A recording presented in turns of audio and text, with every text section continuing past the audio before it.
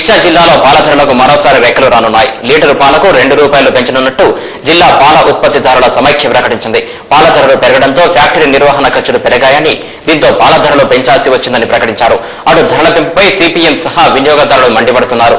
పెంచిన ధరలు ఇవాళ్టి నుంచి అమల్లోకి వచ్చాయి.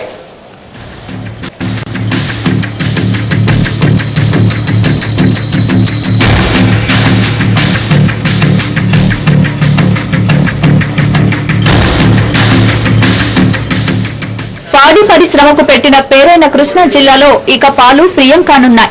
సరిగ్గా 6 నెలల క్రితమే లీటర్కు ₹2 పెరిగాయి.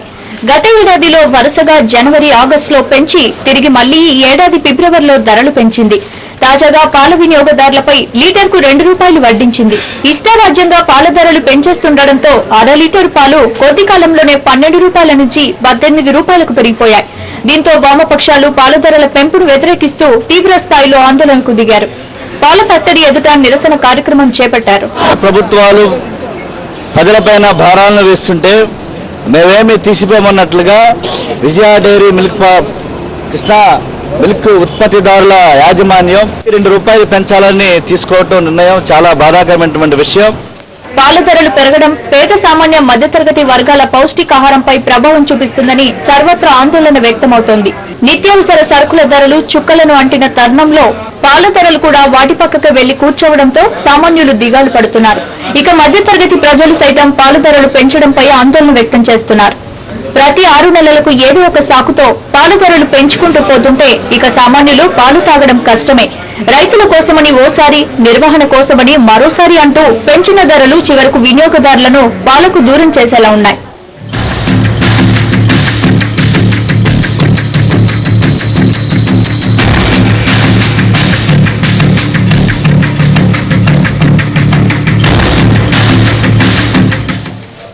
దీనిపై మరింత సమాచారం మా విజయవాడ ప్రతినిధి సుబ్బారావు అందిస్తారు. Thank you. పాల ధరలు ఏటికేడాదికి కొండకి కూర్చో ఉన్నాయి. దాదాపుగా ప్రతి 6 నెలలకోసారి కూడా పాల ధరలు పెంచడంతో పాల ధరలు ఉన్నటువంటి నేపథ్యంలో ప్రస్తుతం పూర్తిగా పాలకు దొరికినటువంటి పరిస్థితి కనిపిస్తూ ఉంది. చిన్నపిల్లల నుంచి అటు రోగుల నుంచి పేదవాళ్ళు పూర్తిగా కూడా ఈ పౌష్టికాహారం ఈ పాల ద్వారా మాత్రమే పెంచుతుందని చెప్పేసి జాతీయ, అంతర్జాతీయ ఆహారం చెప్పినటువంటి పరిస్థితి కనిపిస్తూ ఉంది. ఈ నేపథ్యంలో పాల ధరలపైన మనతో మాట్లాడేందుకు కమ్యూనిస్ట్ పార్టీ నాయకుడు దోనేపూడి శంకరవర్మ మనతో ఆయన మనం స్వచ్ఛంగా చెప్పండి. దాదాపుగా ప్రతి 6 నెలలకోసారి పాల ధరలు పెంచేస్తా ఉన్నారు. అంటే అదేదో ఎంఆర్పిఎస్ లాగా లేకపోతే మ్యానుఫ్యాక్చరింగ్ సిస్టమ్ లాగా కంప్లీట్గా అలా పెరిగిపోతుంది పాల ధరలు. ఈ పాల ధరలు పెరగడానికి కారణం ప్రభుత్వ విధానాలే కారణం. ఈ పాల ఉత్పత్తిదారుల సంఘాలకి బాధ్యతను అప్పచెప్పటం, ప్రభుత్వం తన బాధ్యత నుంచి తప్పించుకోవటం. దీనివల్ల ఉదాహరణకి కృష్ణా మిల్క్ యూనియన్ ఉన్నది, విజయ బ్రాండెడ్, చాలా ఫేమ్ ఉన్నటువంటి విజయ బ్రాండెడ్ డైరీ 6 మాసాలకు ఒకసారి పెంచుతున్నటువంటి పరిస్థితి. పాల ఉత్పత్తిదారులకి ధరలు పెంచామని చెప్తున్నారు. అలాగే తమ సొసైటీ మెంబర్స్కి 3% బోనస్ని ఇచ్చింది. 3% బోనస్ ఇచ్చారు అక్కడ. కానీ ఇక్కడ వినియోగదారుల పైన, కన్స్యూమర్స్ పైన ₹2 భారాన్ని వేయటం జరిగింది. ఇది ఏమని చెప్పేసి ఎండీని ప్రశ్నిస్తే పాల ఉత్పత్తిదారులకు బోనస్ ఇవ్వకపోతే, లేదు మా సొసైటీ మెంబర్స్కి బోనస్ ఇవ్వకపోతే సంస్థ నష్టాల్లో గెలిపోయే పరిస్థితి. పాలు ఎవరు సప్లై బోనస్ అంటే అర్థము లాభాన్ని పంచడం కదా. అంతే అండి, లాభాన్ని పంచకపోవడం నష్టాలు కట్టబోతుంది. మేము అదే ప్రశ్నిస్తున్నాం. మేము కూడా లాభాల వేటలో సాగుతున్నటువంటి కృష్ణా మిల్క్ యూనియన్ ధరలను పెంచాల్సినటువంటి అవసరం లేదు. దానికి వారు చెప్పినటువంటి సమాధానం కూడా శాస్త్రీయంగా లేదు. సంఘాన్ని పెంచింది కాబట్టి మేము పెంచామని చెప్పి, లేకపోతే 2,000 వాళ్ళు పెంచారు కాబట్టి మేము పెంచామని చెప్పి ఈ 6 మాసాలుగా తిరిగి ₹2 పెంచడం. వాస్తవంగా విజయవాడ నగరంలో 3 లక్షల మంది వినియోగదారులు ఉన్నారు. ఈ 3 లక్షల మంది 3 లక్షలు ఇంటూ ₹2 6 లక్షల రూపాయలు నగర ప్రజలపైన భారం పడుతుంది. అంటే నెల వచ్చేటప్పటికి 30 ఇంటూ 6 లక్షలు దాదాపుగా ₹2,00,00,000 భారం పడేటువంటి పరిస్థితికి ఇవాళ ప్రజలపైన వెళ్ళడం. కేంద్ర రాష్ట్ర ప్రభుత్వాలు పక్కన ధరలు పెంచుతుంటే మేము కూడా తీసుకోవాలన్నట్లుగా ఈ పాల ఉత్పత్తిదారుల ఈ సొసైటీలు, కృష్ణా మిల్క్ యూనియన్ కానీ, లేదా సంఘం డైరీస్ కానీ, లేదా ఒంగోలులో ఉన్నటువంటి సంస్థలు కానీ ఇవి ధరలను పెంచడం అనేటువంటిది అశాస్త్రీయము. పైగా క్వాలిటీ కూడా మిల్క్ పౌడర్ని యాడ్ చేసి కాబట్టి వాళ్ళ క్వాలిటీ పర్సెంట్ కూడా తగ్గిపోతుంది, పోషక విలువలు కూడా పడిపోతున్నటువంటి నేపథ్యం ఉన్నది. దీనిని ప్రశ్నించేటువంటి అధికారం రాష్ట్ర ప్రభుత్వానికి లేదు. అలాగే ప్రభుత్వం అసలు దీని నుంచి ఎస్కేప్ అయ్యేటువంటి పరిస్థితి. అందువల్ల ఈ పరిస్థితి చాలా విపరీతమైనటువంటి పరిణామానికి దారితీసేటువంటి పరిస్థితి. ఇప్పటికే మేము విజయవాడలో ఆందోళన చేపట్టాము. ఈ ధరలు తగ్గించేంత వరకు కూడా పోరాటం కొనసాగుతుందని చెప్పి తెలియజేస్తున్నాను. దాదాపుగా ప్రతి ఏడాది కూడా 4 రూపాయలు పెంచుతున్నారు. అంటే 6 నెలలకు 2 రూపాయలు చొప్పున పెంచుకుంటూ కూర్చుంటే 4 రూపాయలు. దాదాపు కేవలం ఒక్క 2-3 ఏళ్లలోనే పాల ధరలు దాదాపు సగానికి పెరిగిపోయిస్తున్నాను. ఇప్పుడు వాస్తవంగా పాల ఉత్పత్తిదారులు బయట ప్రైవేటుగా అమ్మేటువంటి వాళ్ళు 50 రూపాయలకి లీటర్ అమ్ముతున్నారు.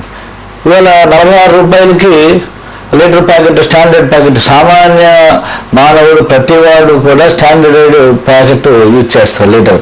అది 46 రూపాయలకి వెళ్ళిపోతుంది. అంటే ప్రైవేటుగా వ్యాపారస్తులు చేసుకునేటువంటి రేటుకి ఈ విజయ మిల్క్ డైరీ వాళ్ళు కానీ లేదా డైరీలు కానీ ఇవన్నీ కూడా ఆల్మోస్ట్ ఆల్ ప్రైవేటు వ్యాపారస్తులు అమ్మేటువంటి ధరకే రీచ్ అవుతున్నాయి. ఇది సహేతుకం కాదనేటువంటిది. దీనికి కేవలం ప్రభుత్వం యొక్క నియంత్రణ లోపం కారణంగానే ఈ పాల ధరలు అశాస్త్రీయంగా పెంచుకుంటా పోతా ఉన్నారు. దీన్ని తీవ్రంగా ఉద్యమాల ద్వారా దీన్ని అరికట్టవలసిందే. విజయవాడలో ఉన్నటువంటి Krishna milk union, branded Vijayawada milk dairy కానీ లేదా సంగం డైరీ కానీ ఇవన్నీ కూడా తెలుగుదేశం పార్టీ నాయకుల చేతుల్లో ఉన్నటువంటివి. ఓ పక్కన తెలుగుదేశం పార్టీ వారి నాయకుడు చంద్రబాబు, వారి నాయకులు ఉపనాయకులంతా కూడా అధికార పార్టీ ప్రజా వ్యతిరేక కార్యక్రమాలు తురుపూరపడుతూ ఉంటారు. కానీ తమ ఆధీనంలో ఉన్నటువంటి మిల్క్ యూనియన్స్ కు సంబంధించి రేట్లని అపఘాతంగా పెంచుతూ ఉన్నారు. అంటే వీరికి ఒక న్యాయమో కాంగ్రెస్ పార్టీ ఒక న్యాయమో అని చెప్పి అడుగుతున్నా. అందువల్ల ఇద్దరు కూడా ప్రజల్ని మోసం చేసిన పరిస్థితి. మండవ జానకిరామయ్య గారు కృష్ణా మిల్క్ యూనియన్ అధ్యక్షులు దశాబ్ద కాలం పాటు ఆయన కొనసాగుతూనే ఉన్నారు. లాభాల వేటలో పోతా ఉన్నది కృష్ణా మిల్క్ యూనియన్కి సంబంధించి. కానీ ధరలను పెంచడం వల్ల మాత్రం ఇతర ప్రభుత్వాన్ని వీళ్ళు ధరలు పెంచడం అనేది అయితే కనుక రైతుల్లో కోణంలో చూస్తే సమంజసమైన వాడనిపిస్తుంది. అయితే అసలు పాడి పరిశ్రమను విస్తృతి పరచకుండా కేవలం ఉన్నటువంటి వాళ్ళకి బోనస్లు ఇవ్వటం, ఉన్నటువంటి వాళ్ళకి తాయిలాలు ఇవ్వటం అనేది ఎంతవరకు పాల ఉత్పత్తిని పెంచుతుంది? గ్రామీణ పాడి పరిశ్రమ కూడా దెబ్బతిన్నటువంటి పరిస్థితి ఉంది. సకాలంలో వర్షాలు లేక అక్కడ రైతు ఇబ్బందులు పడుతున్నటువంటి పరిస్థితి ఉన్నది. దీంట్లో ఏమీ ఇది ఓపెన్ సీక్రెట్. అయితే ఉత్పత్తిదారుడికి ధరలు పెంచాల్సింది మేము దాని మీద వ్యతిరేకించాము. కానీ అట్ ది సేమ్ టైం పట్టణ ప్రాంతాల్లో దానికి అనుగుణంగానే వివిధ క్యాటలాగ్స్ గా ప్యాకెట్స్ ని డివైడ్ చేసి క్యాటలాగ్ వారీగా అమ్ముతూ ఉంటారు. వీళ్ళు లాభాల పంట పండించేటువంటి ఒక పాల ఉత్పత్తి మిల్క్ యూనియన్స్ ఆగటం లేదు. రకరకాల ప్రొడక్ట్స్ వస్తున్నటువంటి పరిస్థితి. విపరీతమైన ఇవాళ మార్కెట్కి వస్తే ఫ్యామిలీస్ తోటి చాలా మంది పాల ఉత్పత్తి అంటే పాలలో కూడా తోండు పాలు అని చెప్పేసి వెన్న తీయని పాలు, వెన్న పాలు ఎక్కువ తాగమని చెప్తారు. సంక్షేమ కార్యక్రమాలు అమలవుతున్నాయి, అక్కడ కూడా పాలు కూడా మా ప్రభుత్వం సరఫరా చేస్తుంటది. అటువంటి తక్కువ రాకున్నటువంటి పాలు కూడా ధరలు సమానంగా పెంచడం అనేది ఎంత అది కరెక్ట్ కాదండి. ఇప్పుడు నేను స్టాండర్డైజ్డ్ ప్యాకెట్ ఉంది. ప్రతి మా సామాన్య మధ్యతరగతి వల్ల ఆ ప్యాకెట్ని యూజ్ చేస్తాం. దాన్ని 46 రూపాయలకు వెళ్ళిపోయింది వాళ్ళది కొంచెం పెరిగిన ధరల వల్ల. బయట జనరల్గా అమ్మేటువంటి ప్రైవేటు పాల వ్యాపారస్తులు లీటర్ 50 రూపాయలకి అమ్ముతున్నారు. అంటే ఇంకొక 6 మాసాల తర్వాత